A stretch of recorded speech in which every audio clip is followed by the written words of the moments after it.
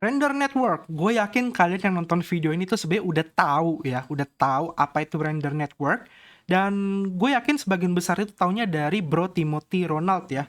Jadi mungkin di video kali ini gue nggak akan bahas lebih rinci terkait render networknya karena itu semua udah di-share dan diberikan infonya oleh Bro Timothy Ronald khususnya lewat Twitternya dia ya. Gue cukup salut dengan hasil ceknya ya, hasil analisanya terkait render network bahkan sampai sedalam itu, sejauh itu keren banget sih. Jadi gue cukup luar biasa sama Bro Timothy Ronald. Mungkin di video kali ini gue akan lebih fokus ngejelasin secara bahasa awamnya cara kerja si render network ini tuh gimana dan potensi untuk harganya ke depannya ketika bull market itu potensinya sampai berapa. Mungkin di video kali ini gue akan lebih fokus ke situ aja kali ya. Sama beberapa gambaran terkait beberapa produk Apple yang nantinya akan berhubungan dengan render network. Jadi kalian nonton full aja ya. Nah, untuk yang kurang paham soal render network, nanti kalian bisa nonton ini full, habis itu kalian bisa kunjungi akun Twitternya Bro Timothy Ronald untuk dapat informasi updatean terbaru tentang render. Sama biar lebih rinci gitu ya. Jadi gue buka dulu sedikit aja ya di awal. Sebenarnya apa sih itu render network dan dia ini pengen ngapain gitu ya. Jadi render network ini itu launching di 2017 di mana render network ini tuh pengen menjadi decentralized GPU rendering platform pertama di dunia. Di mana harapannya dia ini bisa menjadi cloud computing secara decentralized untuk 3D content creation ya. Nah, 3D content creation ini bisa berbagai macam, bisa dalam bentuk film, bisa dalam bentuk animasi, bisa dalam bentuk karakter dalam game ya, atau item atau apapun itu ya. Jadi seluruh aset-aset digital yang sifatnya itu adalah 3 dimensi itu bisa dibuat ya atau di-render menggunakan render network ini. Nah, kurang lebih kayak gitu. Nah, terus kenapa harus pakai cloud? Kenapa nggak pakai komputer atau laptop atau PC sendiri untuk ngerender fungsi dari 3D content tersebut gitu loh. Nah, sebenarnya ada beberapa alasan kenapa render network ini cukup menarik ya. Di mana render network ini tuh, jadi gue jelasin dikit cara kerjanya aja gitu ya. Jadi ketika kita bikin suatu aset digital ya, baik itu 3D maupun 2 dimensi, itu wajib namanya di rendering. Rendering itu kayak tahap untuk supaya final, supaya dia bisa digunakan asetnya dan supaya mulus kayak gitu ya. Nah, contoh kayak film itu wajib harus dirender supaya nantinya ketika film itu nanti launching itu sudah dalam tahap final, bukan tahap mentah lagi. Karena ketika film itu dibuat pasti ada beberapa tahap-tahap mentah. Ya, tahap-tahap mentah, ada film itu yang di bagian yang dipotong, dikasih sound effect, diberikan suara yang bagus ya, mana suaranya yang harus gede, mana yang kecil, terus secara omongan di filmnya karakter itu ngomong harus kecil besar. Nah, itu kan semua bakal dicek per detiknya gitu loh oleh si editor. Nah, akhirnya butuhlah di-render untuk finalisasi si projectnya. Nah, kurang lebih kayak gitu sistemnya. Dan untuk render ini butuh waktu yang lama kalau aset komputer kalian, ya terutama VGA dan lain-lain, itu kurang cukup gitu loh ya. Itu biasanya kalau untuk kayak film bioskop itu kalau tergantung kualitas sebenarnya ya. Tapi kalau kita ambil misal kayak Avenger deh contoh ya, itu butuh waktu berjam-jam bahkan bisa puluhan jam untuk render film tersebut, satu film itu. Nah, kedepannya harapan kita kan dunia hiburan entertainment khususnya ya baik dalam game, baik dalam film dan lain-lainnya itu akan terus berkembang gitu loh dan kualitasnya pun juga akan terus bertambah apalagi ada namanya augmented reality dan virtual reality gitu kan. Otomatis kita butuh tenaga komputer yang jauh lebih besar. Nah, semakin besar tenaga komputernya, maka semakin mahal biaya yang harus dikeluarkan. Itu udah pasti. Ya, apalagi harga VGA naik terus. VGA ada terus yang baru gitu kan. Nah, terus solusinya apa? Akhirnya solusinya dipikirkan nih, wah gimana caranya ya gue bisa ngerender aset-aset gue ya. Contoh misalnya pengen bikin film, aset-aset gue ini gue taruh di cloud gitu loh. Nah, mereka akan taruh aset mentahannya itu di cloud, terus diedit, dan akhirnya di-render. Nah, yang nge-render ini adalah decentralized atau para komputer-komputer yang nantinya akan bekerja sama untuk menyelesaikan render tersebut supaya jauh lebih cepat dan juga lebih murah dibandingkan kalau kita harus nyiapin semuanya sendiri gitu loh. Nah, jadi kurang lebih cara kerjanya si render tuh seperti itu, teman-teman, gambarannya ya, di mana tokennya sendiri RNDR itu adalah token ERC20, tapi sekarang dia udah pindah nih ke Solana, bisa di bridge karena dia merasa Solana itu sesuai visi misi dia, jauh lebih cepat dan lebih murah, karena kan render ini juga pengen menyelesaikan masalah kecepatan dan juga mahalnya alat untuk ngerender gitu kan, atau GPU yang harus tinggi gitu. Nah, sistemnya gimana? Sistemnya adalah kayak proof of work aja, di mana nantinya kita yang akan menjadi seorang node operator. Jadi ibaratnya di cloud itu nanti akan ada banyak banget node operator atau komputer dari seluruh dunia yang pengen berpartisipasi dalam jaringan render network. Nah, di mana nantinya ketika ada orang yang menggunakan render network untuk melakukan yang namanya rendering atau cloud computing tadi ya, kita akan bekerja sama gitu loh. Jadi kita akan dipecah-pecah, akan bekerja sama semua berbarengan ya untuk menyelesaikan rendering tadi gitu loh. Yang contohnya misalnya bisa 60 jam, akhirnya bisa lebih cepat misalnya jadi 10 jam atau 5 jam. Ya kita belum tahu karena belum kelihatan nih contoh realnya. Kita belum bisa cobain gitu. Nah, terus fungsi tokennya apa? Fungsi tokennya adalah ketika contoh kita bikin film, kita pengen pakai render network untuk melakukan rendering aset kita gitu loh. Kita harus ngebayar sejumlah token render atau RNDR kayak gitu. Nah, nanti token itu akan dipegang dulu nih, akan di-lock dulu sampai hasil yang kita inginkan tuh udah selesai gitu loh. Nah, kenapa ditahan dulu? Dengan tujuan supaya untuk menghindari aktor-aktor yang tidak baik atau si peminjam GPU providernya ini tiba-tiba matiin gitu loh. Nah, itu kan bahaya kalau dia udah dibayar. Dia udah dibayar terus dia matiin GPU rendernya terus kabur gitu kan.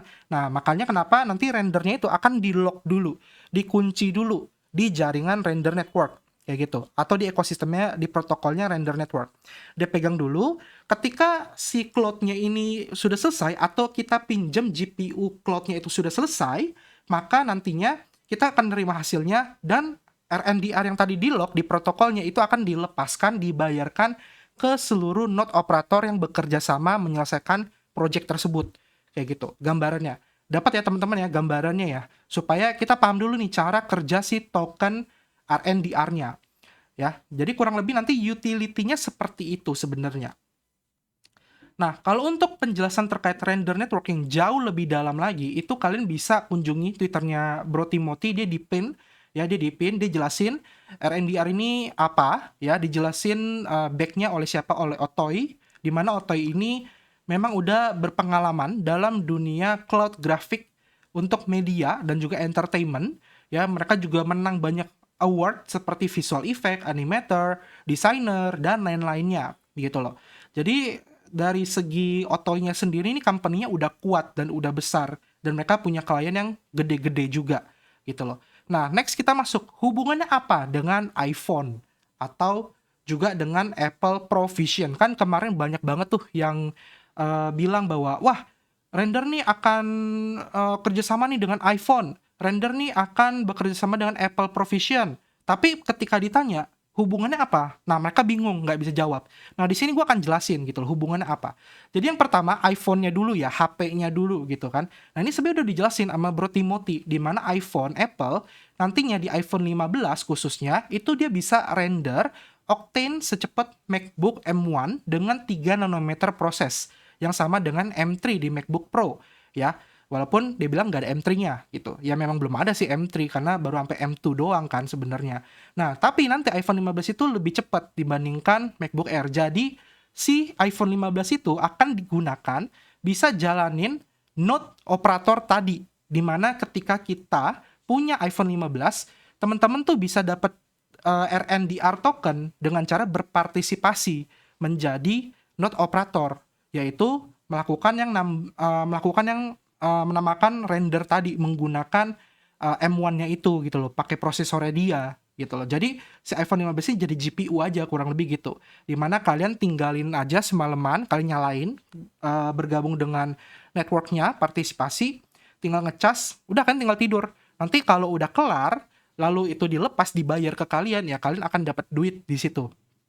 Jadi cara kerjanya di iPhone 15 seperti itu. Harusnya udah clear ya. Jadi gue nggak perlu baca jelas panjang-panjang lagi. Yang jelas iPhone 15 dianggap bisa menjalankan si render node operator tadi. Ya, gambarnya kayak gitu. Nah, lalu untuk Apple Provision gimana kok? Nah, untuk Apple Provision ini gue punya pendapat pribadi ya. Terserah kalian bisa terima atau enggak. Ini pendapat gue pribadi aja. Jadi, karena gue melihat dari segi penggunaan dan juga harga gitu loh. Oke, jadi Apple Provision ini kan akan mengimplementasi namanya augmented reality gitu loh. Dimana augmented reality itu memang ketika dibuat membutuhkan hasil proses yang tinggi. Tapi di sini Apple Provision bukan menjadi node operatornya, tetap node operatornya di Apple 15. Nah, Apple Vision Pro itu akan lebih digunakan sebagai untuk user experience atau kita memakai atau mencoba produk-produk yang sudah berhasil di render ya, kurang lebih kayak gitu. Tapi sayangnya pertanyaannya adalah pertama, Apple Provision ini kan adalah sebuah hardware atau perangkat keras yang dimana ini dia belum bisa diterima oleh banyak masyarakat. Ya, kenapa nggak bisa diterima oleh banyak masyarakat?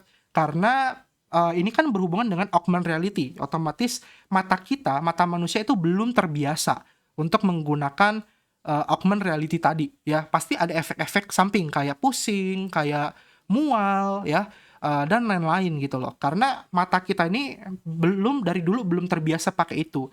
Tapi secara jangka panjang, kalau nantinya ketika banyak orang yang pakai AR ya ataupun VR secara jangka panjang, secara long term, dan matanya itu sudah terbiasa, maka disitulah adopsi massal besar-besaran itu akan terjadi gitu loh. Jadi bisa dibilang ini masih jangka panjang banget, masih long term banget untuk orang terbiasa pakai produk kayak Apple Vision Pro gitu loh. Tapi kalau untuk early itu masih jarang, masih sulit. Nah, alasan yang kedua adalah harganya, teman-teman.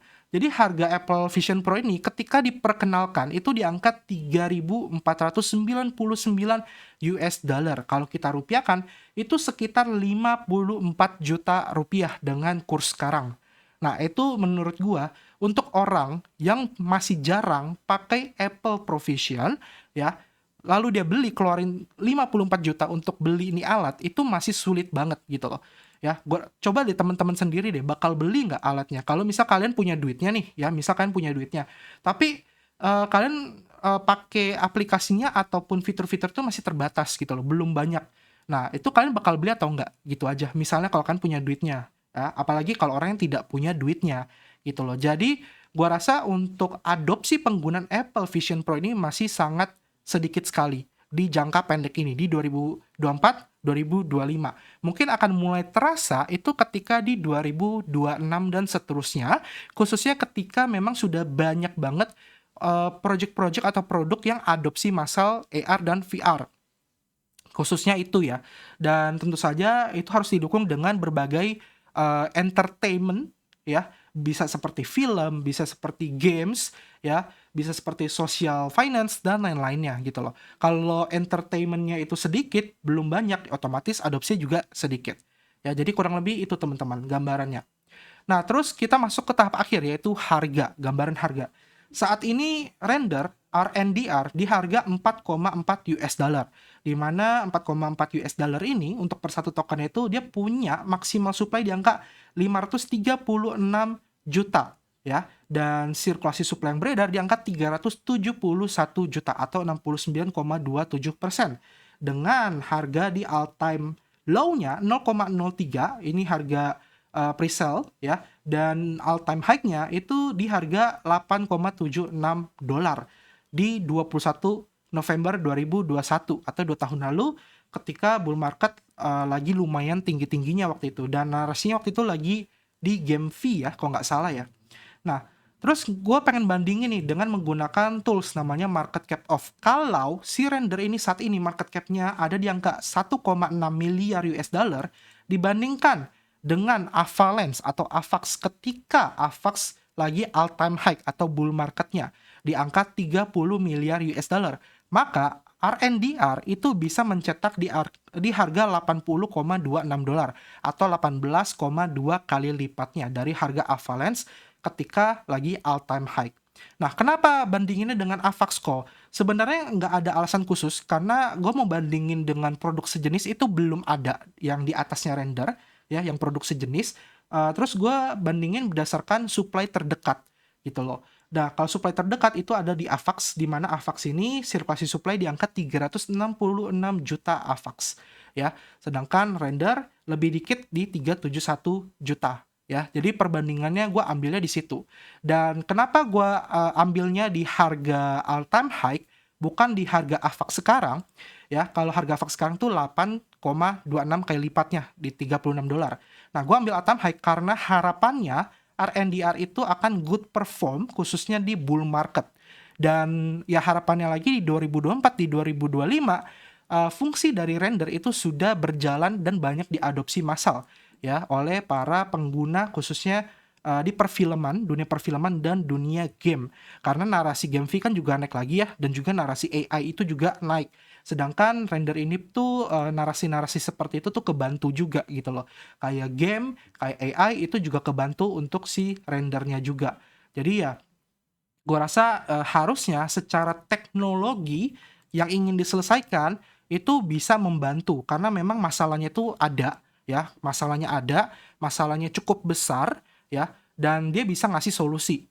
Ya, kalau dia bisa ngasih solusi artinya dia bisa punya peluang untuk diadopsi.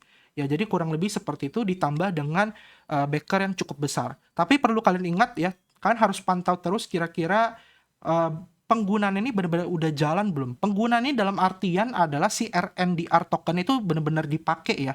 Jadi bukan cuma sekedar teknologinya dipakai, tapi duitnya itu larinya secara cash gitu ya, ke perusahaannya. Tapi kalau dia penggunaannya dipakai benar-benar tokennya atau RNDR itu dipakai ya, itu baru ada efek ke harganya, khusus utamanya di situ gitu loh. Jadi yang penting itu sih ya, yang penting tokennya itu bisa dipakai gitu. Itu yang akan nge-push si RNDR-nya jauh lebih tinggi, karena mau nggak mau mereka si pelaku konten creator ini yang bikin film dan lain-lain itu harus beli dalam jumlah banyak. Nah, itu yang akan nge-push supply-nya biar lebih tinggi lagi gitu loh. Ya, jadi kurang lebih itu sih pembahasan soal render network. Semoga informasi yang gue berikan ini baru buat kalian dan di kalian itu bisa diterima ya. Dan harapan gue ya, gue selalu mendukung project-project yang memang punya utility gitu loh. Jadi harapan gue dia bisa ke 80 dolar ya, mungkin oke lah ya, masih bisa beli villa nanti ketika bull market. Aminin aja, oke? Thank you sudah nonton video ini, semoga bermanfaat ya. Ini bukan ajakan untuk membeli, tapi lebih ke analisa aja, bantu kalian mendapatkan informasi terbaru. Sisanya kalian silakan analisa lebih dalam dan lebih jauh lagi. Thank you, kita ketemu lagi di next video, sampai jumpa dan terima kasih. Dadah!